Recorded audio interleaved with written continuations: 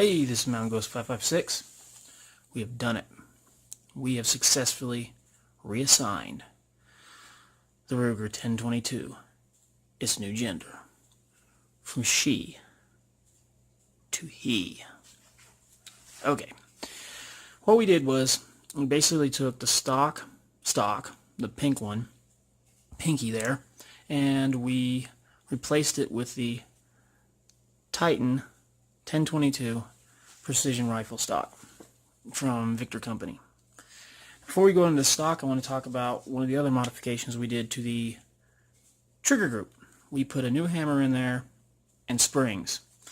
My buddy actually did all the work, so the we's kind of a misnomer, but anyways, it wasn't that bad. He's pretty good at putting these trigger groups together and stuff like that. He's done several ARs, so he's kind of familiar with that. It's not an AR, as you can tell, but same principle, springs and other sundry pieces. So it went in pretty easy. Wasn't a lot of problems. Like I said, he's pretty good at it. It went from a stock 6-pound trigger pull to a 2.5-pound trigger pull. It's a complete world of difference. Actually, I really like it. And if you're going to modify anything for precision 1022 right off the bat, I would suggest getting, as we're doing here, I would suggest getting a stock and modifying the trigger. I'm going to show you real quick, which it's kind of stupid for me to even show you this, but it went from a, as you can see, there's no rounds in it, there's no mag in the well.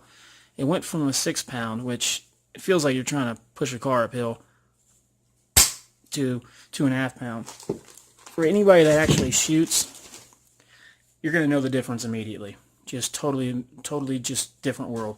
So I'm kind of excited to get it out there and shoot this, and just to see, what kind of difference it makes. Now, I'm by no means no expert on 1022 precision rifles, so I'm not even going to come off like that.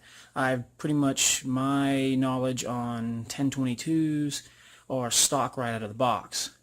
Never owned a pink one, but there was still, no matter what color it is, it's stock out of the box. And like I said, we did the trigger modification, and so it's going to be, it's really good. Like I said, I've never really worked with 1022 precision rifles.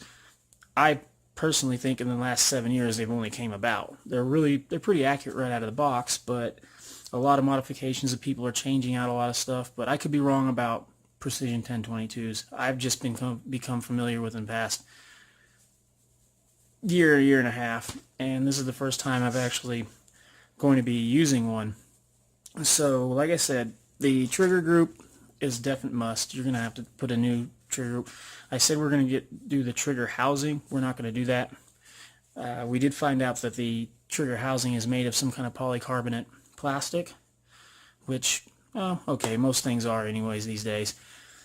So the stock into itself, I like it. It's really nice. It's a good stock. It has a really good grip. You can get different types of purchases on the grip depending on how your shooting style is and how you like to shoot.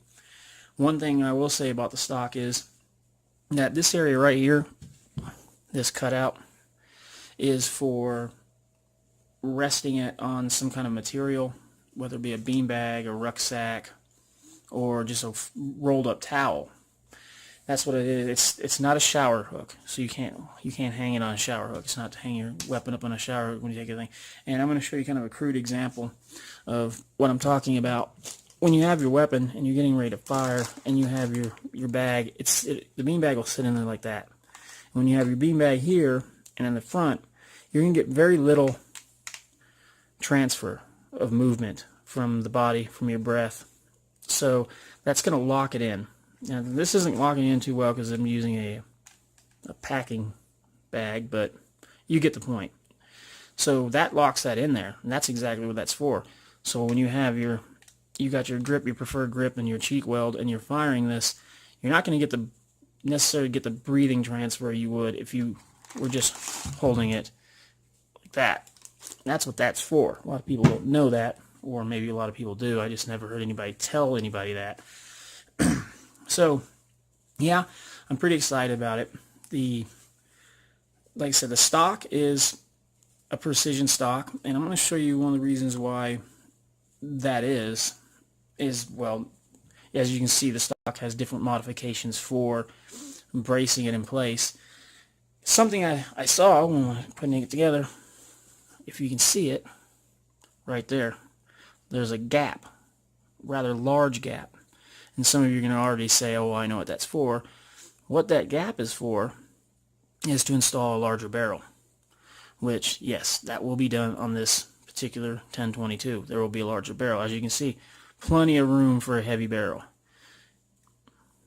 So that's really going to be cool. I'm actually interested to see how well that this stock barrel is going to fire with that gap in there. With the extra space, I don't think it's really going to bother it too much. I'm not sure. That's something that to be tested at a later date, but it's pretty much at this point just a free-floating barrel. So I don't think it's actually going to bother the accuracy of this, but we'll see. I'll give you some test evaluations on how it fires, and then we'll go back to the range once the heavy barrel is installed, and we can do some comparisons. Like I said, I don't think it's going to affect the shooting of it too much, because we are going to bench shoot it. Mainly, we're going to shoot it just to test the trigger and the feel of the stock. But I'm really excited about firing this weapon with the trigger. That's what I'm just hyped up about. I really want to see the difference in the trigger. I've never really actually thought of a 1022 as a precision rifle. So I've shot at targets and sundry other things, not living and non-living, and I never thought of it as a precision rifle, but he started doing research and people are making these really great rifles. We got more parts coming in. There'll be more to this video. This is part 3, but the reassignment went off without a hitch, survived surgery, we have the technology, we can build it. Okay, if I forgot anything in this video, I'll update it or I'll add more into the next video. If you have any comments or questions, or if you have any experience with shooting precision 1022s and you have any ideas or anything like that, please feel free to comment. This is a first time build for me. I believe it's a first time build for my buddy. So it's a work in progress, and it's also a in-house education on what's going to work and how we're going to make this more efficient. Okay, well, this is Mountain Ghost 556. I'm out. Stay tuned for part 4, additional parts. Okay, thank you.